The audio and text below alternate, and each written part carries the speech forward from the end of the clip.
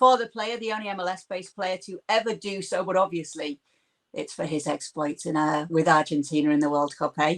Yes, and the criteria for winning it, that went out the window for me many years ago, because they don't keep to it, that's for sure. But well deserved, no questions about that. In a world that we still had, ahead of the World Cup, narratives of, is Messi the greatest player in the world? Is he even the greatest in Argentina?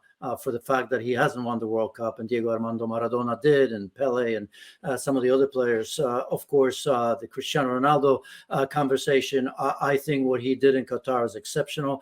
Together with his team, he certainly was a massive part of that win, massive part of the final as well. And I think based on that, there could only be one outcome. And many will say that Erling Haaland, in terms of trophies and his goal scoring prowess, was just as good and should have won it. Hard to argue that.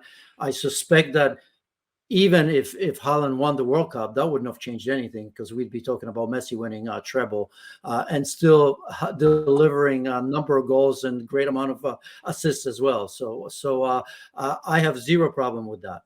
Zero problem with it. This has got to be the final one for Messi, though. Just the 8 he's going to have to deal with, Janusz.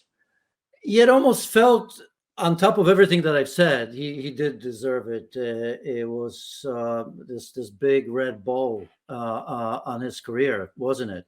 Because there's a feeling, of course, that being now in the United States is going to be much more difficult. Although I know this wasn't a part of the count, but what he did in the United States is worth mentioning, because imagine if he came to the United States and in 11 goals didn't score any goals, right? Everybody was saying, well, how is it possible going to the United States not scoring? How are we giving this to Leo Messi? It's going to be that much more difficult. Although I won't write him off.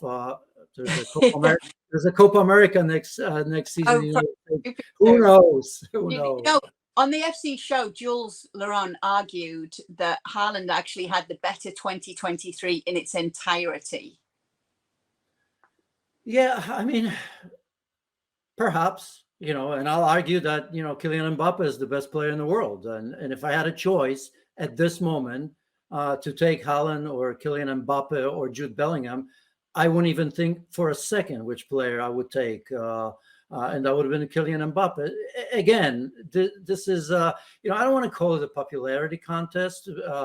There's journalists, there's players, there's coaches, and we all know that coaches and your teammates are going to vote for you regardless. So I don't know.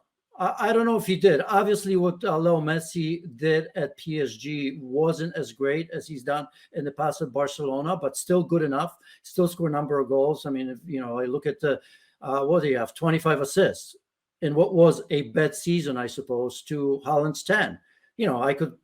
He's an incomplete player, Erling Haaland, right? And look, I mean, FIFA did it brilliantly, because, of course, Lewandowski should have won it over Messi way back when. But what did they do? Well, they created a trophy for that, best goal scorer. So now, if there's ever an issue about a player that may be a great goal scorer, but not necessarily great play, the greatest player, they know what to do now. So I'll take that on board. I couldn't sit here and argue against Julian that Haaland had a terrible season. And if he'd won it, I don't know if I'd push back on it, but I'm okay with Leo Messi winning this.